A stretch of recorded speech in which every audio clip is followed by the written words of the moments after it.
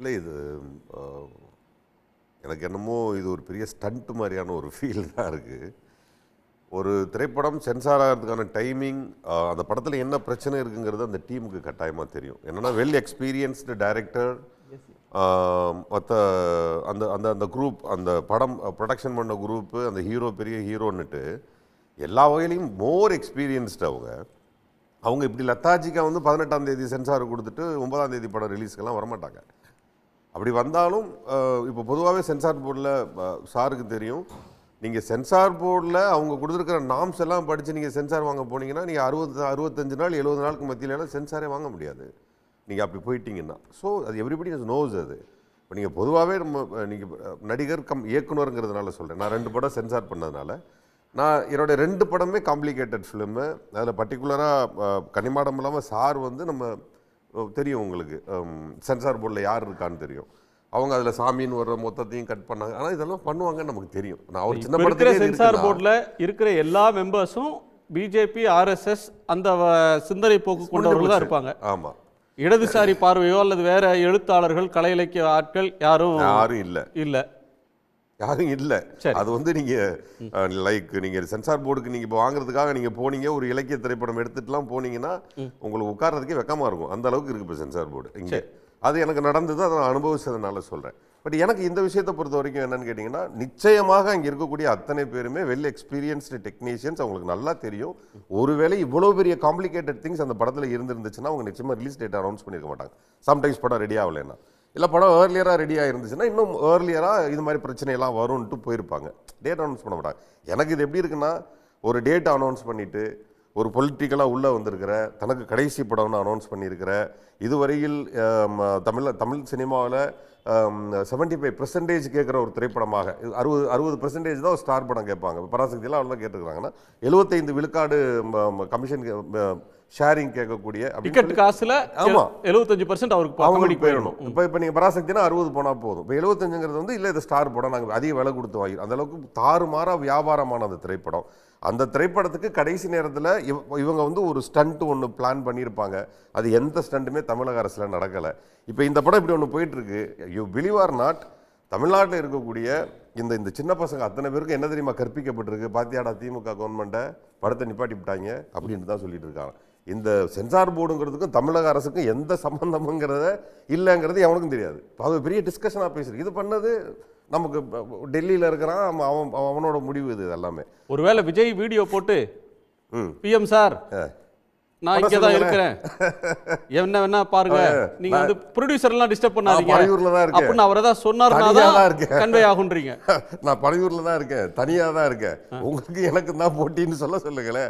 இது ஒருவேளை அப்படி சொன்னாதான் கிளாரிட்டி வரும் அவங்களுக்கு. சென்சார் போர்டுன்றது ஸ்டேட்டா சென்ட்ரலான்னு. ஆமா, இல்ல அதுதான், அதுக்கு தான் நம்ம உட்கார்ந்து இருக்கிறோம். அதுதான் ஆக்சுவலி அவர் சொல்லி இருக்கணும். வேணா விஜய் சொல்லாம இருந்தா நம்ம வேணா சொல்லுவோம், மிஸ்டர் மோடி சார் ஒரு பழையூர்ல தனியா தான் உட்கார்ந்துருக்காரு, உங்க 2 பேருக்கு தானே போட்டி, எதுக்காக அப்படி பண்றீங்கன்னா நம்ம சொல்லிடலாமே தவிர இதுக்கு தமிழக அரசு இருக்கிறாங்கன்னு எனக்கு தெரியல. ஃபேஸ்புக் ஃபுல்லா நிரம்பி வழியுது. இதுதான் அந்த கூட்டத்தினுடைய வேலையா இருக்கு. பட் இதுவும் ஒரு வகையில் உருவாக்கப்பட்டது. ஒரு அரசியல், அதாவது ஒரு நிர்வாகம், அரசியல் அல்லது சட்ட நடைமுறைகளை தெரிஞ்சிக்காத, அதை பற்றின ஒரு புரிதல் இல்லாத ஒரு இளம் தலைமுறை தமிழ்நாட்டில் வளர்ந்துருக்கு அப்படின்னு ஒரு டிஸ்கவுண்ட் கொடுத்துட்டு அவங்க ஒரு அறியாமையில் சொல்கிறாங்க அப்படின்னு புரிஞ்சுக்கிட்டு அடுத்த கட்டத்துக்கு வந்தீங்கன்னா ஸ்டண்ட்டுன்னு எப்படி சொல்கிறீங்க? இது வந்து இது தாமதமாக அவங்களுக்கு பாதிப்பு தானே. இது எப்படி எடுத்துக்குவோமே, வருகிற 9ஆம் தேதி வரைக்கும் நீங்கள் எவ்வளோ வேணால் போஸ்டர் போடலாம், எவ்வளோ வேணால் ட்ரெய்லர் ஓட்டலாம். ஏற்கனவே ஒரு தெலுங்கு படம்னு வேறு சொல்லிட்டீங்க. அந்த தெலுங்கு படம் இப்போ டிஆர்பி எகிரிக்கிட்டு போயிட்டுருக்கு எங்கே ஓடிடியில். இப்போ அதையே பல தடவை பார்த்துட்டான் நம்மால். அதை மீறி இந்த படத்துக்கு போகிறான்னு வச்சுக்கோங்களேன். இந்த 4ஆம் தேதியிலிருந்து 9ஆம் தேதி வரை என்ன பப்ளிசிட்டி ஸ்டண்ட் இருக்குது நீங்கள் வேணால் பாருங்கள். 9ஆம் தேதி அன்றைக்கி காலையில் தானே தீர்ப்பு. எத்தனை மணிக்கு வரும்னு நினைக்கிறீங்க? பாருங்கள், தீர்ப்பு எப்படி தெரியுமா வரும்? நான் சொல்றேன், நான் சும்மா ஒன்று சொல்றேனே, நம்ம சொல்லிட்டு போவோமே. 9ஆம் தேதி அன்னைக்கு தீர்ப்பா உங்களுக்கு பாசிட்டிவா வந்துடும். இப்போ அதே ஒரு 9 மணிக்கு படம்னு சொல்லியிருக்கிறாங்க. அவங்களுக்கு 5 மணிக்கு கேட்டாங்க, 9 மணிக்கு நம்ம அலோவ் பண்ணியிருக்கிறோம். ஆக்சுவலாக 11 மணி தான் ஷோ, 11 to நைட்டு 10, 4 ஷோ தான். ஸ்பெஷல் ஷோவா நம்ம ஒரு மார்னிங் ஷோ மட்டும் கட் ஆகும். 11 o'clock எல்லாம் செட் ஆயிரும், எல்லா கியூபையும் ஓப்பன் பண்ணிடலாம். ஆனால் அன்னைக்கு இங்கே என்னவா இருக்கும்? இந்த தமிழக அரசு, இந்த சென்ட்ரல் கவர்மெண்ட் எல்லாத்தையும் நாங்கள் வந்து ஜெயிச்சிட்டோம், நாங்கள் ஜெயிச்சு இன்னைக்கு திரையரங்குக்கு வரோன்னு ஒரு மிகப்பெரிய பூம் பண்ணுறாங்களா இல்லையான்னு பாருங்க சார். நான் இதற்கான வழிங்கிறது என்னுடைய தோன்றல். ஓகே, நீங்கள் என்ன சொல்கிறீங்கன்னு சொன்னால், ஒரு ஒரு ஹைப் கொடுக்குறாங்க, ஒரு மறைமுக. இப்போ வந்து கடந்த காலத்தில் பிஜேபி ஏதாவது ஒரு படத்தை எடுத்து ஒரு விளம்பரம் கொடுப்பாங்க. மெர்சல்லாம் பார்த்தீங்கன்னா ஹெச் ராஜா, தமிழிசை போன்றவர்கள் ஒரு இலவச விளம்பரம் கொடுத்தாங்க. அது மாதிரி இப்போ சென்சார் போர்டு சிக்கல் பண்ணி அவங்களுக்கு ஹெல்ப் பண்ணுறாங்கன்றீங்களா? என்னை பொறுத்த வரைக்கும் 99.99 விழுக்காடு இதுதான் என்னுடைய மனநிலை. ஏன்னா இது வரைக்கும் இதை ஒரு நெருக்கடின்னு நீங்க பார்க்கலாம். அவங்களுக்கு தரப்படும் நெருக்கடியாவே நான் பார்க்கல. இதை நெருக்கடியாக பார்ப்பதை விட இப்ப எல்லாருமா அதாவது ரொம்ப நெருங்கிய நண்பர்கள்ங்கிறதுனால இப்ப இவங்களுக்கு எல்லாம் நான் தான் சொல்றேன், எல்லாமே டுவர்ட்ஸ் மே, இந்த மேயை நோக்கி நகரக்கூடியதான் அத்தனையமாக இருக்கும். ஆமா, அதை நெருங்கும் பட்சத்தில் இன்னைக்கு இந்த ஜனநாயகங்கிறது ஒரு மிகப்பெரிய வெளியீடாக இருக்காது. அன்னைக்கு காலைல 9 மணி ஷோ அப்படிலாம் இருக்காது. ஆனா இப்படி ஒரு கோர்ட்டுக்கெல்லாம் போய் பல சிக்கல்களை தாண்டி, தடைகளை தாண்டி, இதுக்கு ஒரு பழைய வரலாறு, ஒரு பொய் கதை ஒன்று இருக்கு. அதை நான் கதை அந்த வரலாறோட ஒப்பிடுறதுக்கு கடைசி படம் சார், இந்த கடைசி படம் பண்ற ஹீரோஸ் ஒரு ஸ்டண்ட் அடிப்பாங்க சார் தமிழ்நாட்டில். இது நமக்கு ஏற்கனவே ஒரு வரலாறு இருக்கு. அந்த ஸ்டண்டை எதிர்பார்த்தாங்க, அங்கே இதெல்லாம் ஒன்றும் நடக்கல. இப்போ உடனடியாக என்ன பண்றாங்க, அதுக்கு ஒரு டிசைன் பண்ணியிருக்காங்க. அந்த டிசைன் தான் சென்சார் போர்டு. 2 படம், முக்கியமான படம் சமகாலத்தில் வருது. ஒன்று ஜனநாயகன், இன்னொன்று பராசக்தி.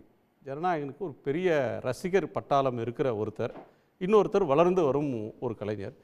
இதில் வந்து கடைசி படம்னு முடிவாயிட்ட பிறகு அதுக்கு பெருசாக ஸ்டண்ட் அடிக்க தேவையில்லையே. கடைசி படம் பார்ப்போமே அப்படின்னு மக்கள் பார்க்க மாட்டாங்களா என்ன? இல்லை சார், இது என்னைக்கு அந்த ட்ரெய்லர் ரிலீஸ் ஆச்சோ, ரிலீஸ் ஆன சமயத்தில் இந்த படம் ஒரு தெலுங்கு படம்னு ரொம்ப அப்பண்டமாக அந்த ஷார்ட்ஸில் தெரிஞ்சதுக்கப்புறம் இந்த படத்தின் மேலே இருக்க ஆர்வம் குறைஞ்சிருக்கு சார். நீங்கள் அது வரைக்கும் இப்படி ஒரு பிரச்சனைலாம் நீங்கள் கேள்விப்பட்டிருக்க மாட்டீங்க. CBFC, central board of film certification, censor board ஒட்டுமொத்த நீதிபதிகளே அணி வச்சு சென்ட்ரலுக்காக வேலை செய்கிறாங்க. ஒரு சென்சார் போர்டு வேலை செய்யாதா? ஒட்டுமொத்த தேர்தல் அதிகாரிகளும் ஒரு சென்ட்ரலுக்காக வேலை செய்கிறான். சென்சார் போர்டு வேலை செய்யாதா? எல்லாம் வேலை செய்யும் சார்.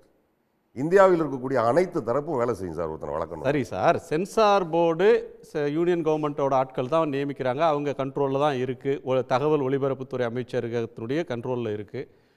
ஒன்றிய அரசினுடைய ஆட்சியாளருடைய விருப்பு வெறுப்புக்கேற்ப அவங்க நடந்துப்பாங்க அப்படின்றது ஒரு அக்யூசியேஷன்னா அவங்க ஏன் சார் விஜய் ஹெல்ப் பண்ணணும்? அவர் கொள்கை எதிரியாச்சே. யாருக்கு சார்? பிஜேபிக்கு. சொன்னால் நீங்கள் நம்பிடுவீங்களா சார்? ஏன் நம்புறீங்க? கொள்கை எதிரின்னு சொல்லிட்டா என்ன பண்ணார்? கடைசி மீட்டிங்கில் கொள்கை எதிரி மிஸ்டர் மோடின்னு கூப்பிட்டாரா?